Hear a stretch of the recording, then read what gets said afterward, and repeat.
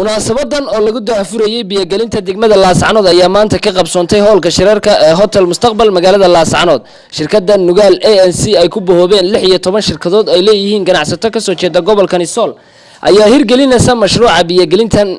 waxaana munaasabadii daafurka ka soo qayb galay maamulka heer gobolkan degmada maamulka shirkadda Nugaal ANC cuqaal waxgarad aqoon-yahan salaadiin haween dhalinyaro iyo marsharaf aad u tiro badan. ugu horeyntiina gudoomiyaha shirkadda Nugaal ANC Ismaaciil Axmed Dayib iyo Salabaan Khaliif oo isna kamid ah mas'uuliyiinta shirkaddani ayaa ku dheeraaday sababaha ay shirkaddani ugu dhiiratay biyagelinta degmada Laascanood. muddo aan u malaynaya inay 10 sano ka hor tahay ayaa barnaamijka wax la iska weydiiyay marba meel ayay soo mareysay laakiin alxamdulillah maanta ayay noqotay in la furo iyadoo aad ogtihiin inaanay wax sahlan ahayn way u baahan tahay maskax u baahan tahay way u baahan tahay aqoon u baahan tahay oo ay u baahan tahay in la isku kaashado ay u baahan tahay taas ayaa isu keentay 16 ka shirkadood inay barnaamijka ka hawlgalaan shirkadu barnaamijkan iyadoo hormuud un bay ka tahay way isu xilqaantay maskaxda iyo maalka ay isu keenaysay laakiin hawshan cid ay ka leedahay ma jiro haday sheer ahaan lahayd iyo haday dhinac walba ahaan lahayd sheerka qof kasta oo halkan degan iyo deegaanadan ay ka soo jeedaan dadkani waa u furan yahay waadna ku soo dhawaanaysaan kulay wax salan ma aha oo maanta iyo bari la bilaabayo haamay u baahan tahay ceelbay u baahan tahay soo jeedid bay u baahan tahay intaana insha Allah taala waa ka wada socon doonaa daqadatan dadka kan ay ku nool yihiin dhammaan way isla qabtaa biyo la'aanta dibteeda way wada haysataa meel kasta ay joogaan shirkadda Nugaal sidii raggii horeba iga horeeyay sheegan ama uu sheegay shirkad ay isugu yimaadeen 16 shirkadood oo u dhashay mandaqada ka soo jeeda goboladan aan doonaynaa faa'iidada labada dhinacba in dadku baahida ay qabaan ee biyaha nolosha inay ka baxaan horta taas waa hadafkeeda koowaad weeye waa in shirkadahan iyo dadweynaha ku nool mandaqadan intuba ay ka faa'iidaan waxqabadkiina biyaha maayirka degmada Laascanood Cabdicasiis Xuseen Maxamed ayaa dhankiisa soo dhaweeyay shirkadda biyagelinta ku sameynaysa magaalada Laascanood haddana xaga la biyo laga celiyo biyaha buu ka cabanay sidoo kale waxa hadalka isu daba maray dhammaan culimada waxgaradka aqoon-yahanka iyo marsalaftii halkaasi ka soo qayb gashay waxayna dhammaantood u mahad celiyeen ganacsatadan isu taagtay inay biyagelin ku sameeyaan magaalada Laascanood ee xarunta gobolka Nisool markii hore dawlado ayaa oran jiray biyaanu ka soo saaraynaa laakiin shirkaddani waa tii ugu horeysay ee private ee u dhalatay ee ku dhiiratay inay maskaxdooda iyo maalkooda biyo ku soo saaraan shirkaddiina Nugaaleed aad iyo aad baan u soo dhaweynayna aad iyo aad baan ugu mahadnaqaynaa hawsha aad qabateen shirkadda Nugaal ee inoo keentay biyaha hawlgalka biyaha boqolkiiba boqol baan soo dhaweynaynaa gacmo furan daraynaa soo dhaweyn iyo hambalyo waayo waxa weeye waad ogtihiin deegaankeenna waxa ka jira haraad fara badan baa ka jira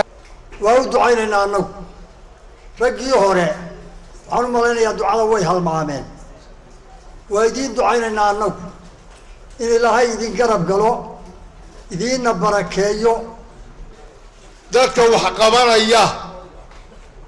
in loo mahadnaqo u baahan yahay in la caloodkaysi u baahan yahay in laga hor yimaado uma baahna waxaan mahad ilaahaya oo maanta aniga iyo cusub oo kow ah 16 shirkadood oo deegaankan u dhashay oo ku midoobay baayac mushtar iyadoo aanan arki jirin 2 iyo 3 ka mid ah baayac mushtar ku midooba waxa weeye bisayl horle iyo ilbaxnimo hor sidaan wararka nolol ku sheegay waxa la karintaana biyaanu ka soo ridana halkaana biyaanu ka keenana magaalada waxaan ka baqana marka dambe la yiraahdo biyihii Nugaal Corporation baa qaatayba oo dadka wax yeelay marka insha Allah horta shirkadda waa soo dhaweynaynaa Nugaal waa baarakana shirkaddan Nugaal waxaanu leenahay walaale jirka iyaga biyuhu ma gaadhaan gudoomiyaha gobolka Sool Cabdi Khayr Dirir ayaa isaguna xusay in ay muhiimad weyn ugu fadhido biyagelinta magaalada Laascanood isla markaasna ay ku wareejin doonaan shirkadda Nugaal ANC in waxaan ay tahay shirkad iskeed isaga timi oo iyadu ma taqaanay biyaha waxay doonto siinaysa oo iyadu ma taqaanay jeebkada kala soo baxaysa halkaba ka maamul ahaan iyo ka dul ahaan waxaan horta marka hore dadka u cadaynaynaa shirkadani waxay ku timi constitutionka dalka u yaalla ee biyaha waxaana qayb ka ah dowladda dhexe oo online minister u tahay wasaaradda kheyraadka biyaha iyo maamulka degmada iyaguna qaybtooda ka qaadan doona marka mas'uuliyaddu saddex meelood bay noqon doontaa haddii la yiraahdo qaybta ugu badan waxaa qaadan doonta shirkadda oo mas'uul ka ah maanta wixii ka dambeeyay biyihii gobolkan ka maamul ahaan anoo ku hadlay afkii maamulka gobolka waxaanu ku wareejin doonaa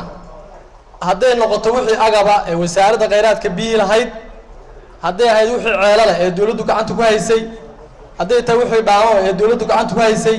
ayaa lagu wareejin doonaa iyagana waxaa lagala xisaabtami doonaa inay magaalada iyo shacabka iyo gobolka biyo nadiif leh oo tayo ay gabagabadiina Suldaan Siciid Cismaan Cali oo kamid ah isimada dhaqanka gobolada Sool Sanaag iyo Cayn ayaa soo afmeeray munaasabaddan isagoona bogaadiyay ganacsatadan isu taagtay biyo gelinta degmada Laascanood mar haddii biyihii maanta biyo gelin Laascanood oo ku filan iyo kuwa warshadeedba maanta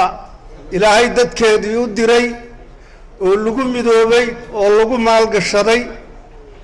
mahad ilaahay bay noo tahay shirkadda Nugaal ANC ayaa ceelal hore uga qoday guud ahaan deegaanada gobolka Sool ceelashaas oo dhamaantood wada shaqeynaya isla markaasna ay ka faa'iideysteen dadkii ay abaartu saameysay Samiir Siciid Bile Bulsha TV Laascanood